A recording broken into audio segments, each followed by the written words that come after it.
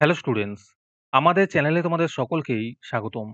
আজকের ক্লাসে আমরা ক্লাস 5 এর রায় ও মার্টিন ২০২৫ প্রশ্নবিচিত্রার পরিবেশ ও বিজ্ঞানের থার্ড সেমিটিভের ২১ নম্বর মডেল সেটের প্রশ্নোত্তরগুলি আলোচনা করব।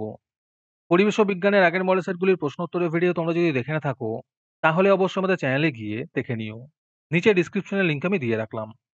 আর তোমরা যদি আমাদের চ্যানেলে নতুন হয়ে থাকো, তাহলে চ্যানেলটিকে সাবস্ক্রাইব করে পাশে থাকা বেল আইকনটি অলে প্রেস করে রেখো। তাহলে পরের ক্লাসের ভিডিওগুলি আমি আপলোড করলেই তোমাদের কাছে নোটিফিকেশন পৌঁছে যাবে। তাহলে শুরু করা যাক। ২ নম্বরে আছে শূন্যস্থান পূরণ করো। ২ এর ১ নম্বর প্রশ্ন হলো, মানবদেহে সবচেয়ে ছোট হাড়ের নাম এপিস। ২ এর ২ নম্বর প্রশ্ন হলো, পশ্চিমবঙ্গের মধ্যে সর্বাধিক বৃষ্টিপাত হয় মৌসিনরাম নামক স্থানে। ২ এর ৩ নম্বরে আছে ১২ই জানুয়ারি দিনটিকে জাতীয় যুব দিবস হিসেবে পালন করা হয়। ২ এর ৪ নম্বরে আছে ১৮৫৩ সালে আমাদের দেশ ভারতবর্ষে পরিবহনের মাধ্যম হিসেবে ট্রেন চলা শুরু হয়।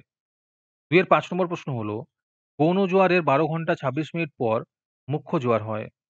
২ এর ৬ নম্বর প্রশ্ন হলো, সূর্যের পর পৃথিবীর নিকটতম নক্ষত্রের নাম প্রক্সিমা সেন্টাউরি। তারপরে ৩ নম্বরে আছে বাম স্তম্ভের সঙ্গে ডান স্তম্ভ মিলিয়ে লেখো।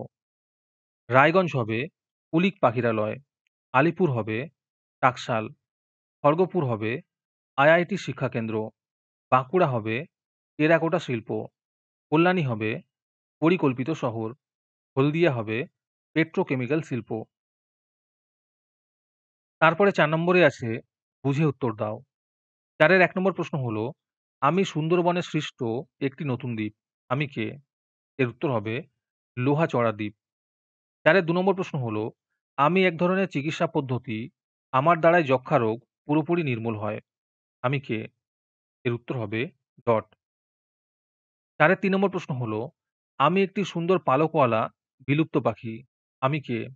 এর উত্তর হবে হুইয়া পাখি। ৪ এর ৪ নম্বর প্রশ্ন হলো, আমি স্বাধীন ভারতের ১ম শিক্ষামন্ত্রী। আমি কে? এর উত্তর হবে মৌলানা আবুল কালাম আজাদ। ৪ এর ৫ নম্বর প্রশ্ন হলো, আমি এক ধরনের মাটি, আমার মধ্যে অ্যাসিডের পরিমাণ বেশি থাকে। আমি কে? এর উত্তর হবে ল্যাটেরাইট মাটি। আজকের ক্লাসের ফ্রি পিডিএফটি পাওয়ার জন্য প্রথমে তোমাদের এই ভিডিওটিকে লাইক করতে হবে। তারপরে আমাদের চ্যানেলটিকে সাবস্ক্রাইব করে তার একটি স্ক্রিনশট তুলে আমাদের হোয়াটসঅ্যাপ নাম্বার 7501121499 এ পাঠালেই তোমরা ফ্রি পিডিএফটি পেয়ে যাবে। আর বাকিরা ৳৩ দিয়ে আজকের ক্লাসের সম্পূর্ণ মডেল সেটটি আমাদের কাছ থেকে নিতে পারো। তারপরে ৫ নম্বরে আছে নিম্নলিখিত প্রশ্নগুলির উত্তর দাও। যেকোনো ৬টি করতে বলেছে।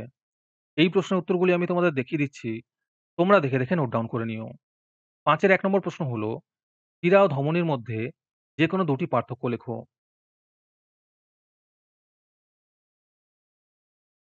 ৫ এর ২ নম্বর প্রশ্ন হলো, আকর্ষ বলতে কি বোঝো? উদাহরণ সহযোগে লেখো। ৫ এর ৩ নম্বর প্রশ্ন হলো, লেগুন কাকে বলে? উদাহরণ অবশ্যই দেবে।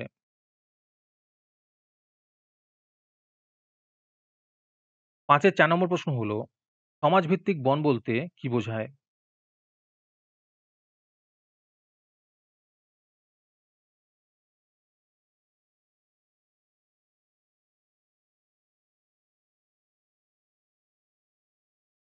৫ এর ৫ নম্বর প্রশ্ন হলো, ঘুনি এবং পোলো কাকে বলে? ৫ এর ৬ নম্বর প্রশ্ন হলো, সুনামি কি? ৫ এর ৭ নম্বর প্রশ্ন হলো, জলবিদ্যুৎ শক্তি কিভাবে উৎপন্ন করা হয়? আর তার সাথে প্রশ্ন আছে, একটি জলবিদ্যুৎ কেন্দ্রের নাম লেখো। ৫ এর ৮ নম্বর প্রশ্ন হলো, রাঢ় অঞ্চলের নদীগুলির ওপর যে বহুমুখী পরিকল্পনা গ্রহণ করা হয়েছে, তার উদ্দেশ্যগুলি কি, কি?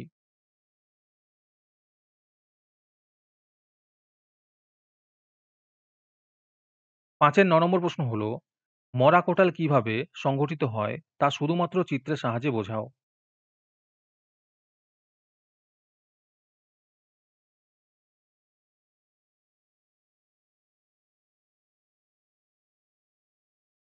তারপরে ৬ নম্বরে আছে, নিম্নলিখিত প্রশ্নগুলির উত্তর দাও।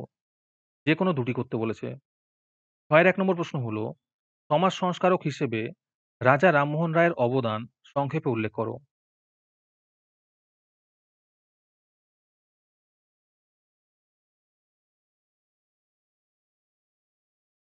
ছয়ের ২ নম্বর প্রশ্ন হলো, ব্যবহারের প্রতীক অনুযায়ী কৃষক ফসলের শ্রেণীবিভাগ একটি ছকের মাধ্যমে দেখাও। উদাহরণ অবশ্যই দেবে।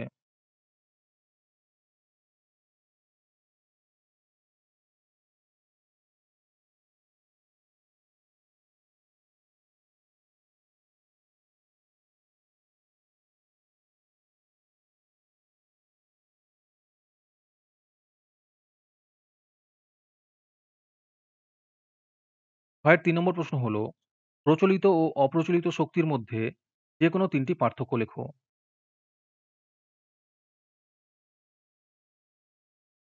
ছয়ের ৪ নম্বর প্রশ্ন হলো, ধূমকেতুর টিকা লেখো।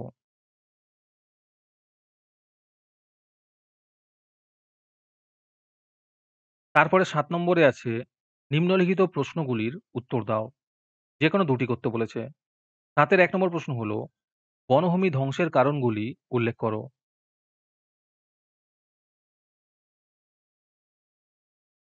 ৭ এর ২ নম্বর প্রশ্ন হলো, উত্তরের পার্বত্য অঞ্চলের নদ-নদী ও স্বাভাবিক উদ্ভিদের বিবরণ দাও।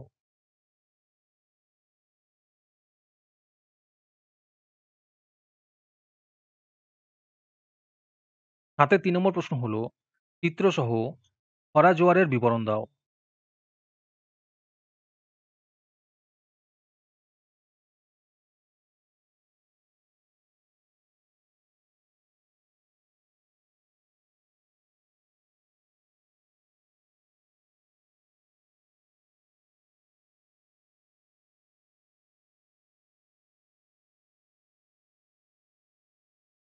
'মডেল সেট' সম্পর্কিত তথ্য পাওয়ার জন্য আমাদের হোয়াটসঅ্যাপ চ্যানেল এবং এক্সামের সাজেশনের জন্য আমাদের টেলিগ্রাম চ্যানেল তোমরা জয়েন করতে পারো।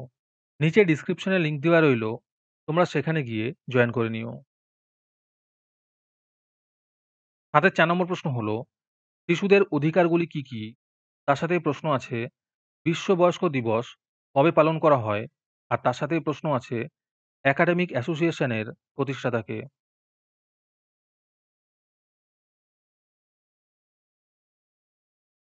আজকের ক্লাসটি তোমাদের ভালো লেগে থাকলে ভিডিওটিকে লাইক এবং চ্যানেলটিকে সাবস্ক্রাইব করে দিও। তার সাথে ভিডিওটি তোমাদের সহপাঠীদের শেয়ার করে দিও। তাহলে আজকে এই পর্যন্তই। দেখা হচ্ছে পরের ক্লাসে।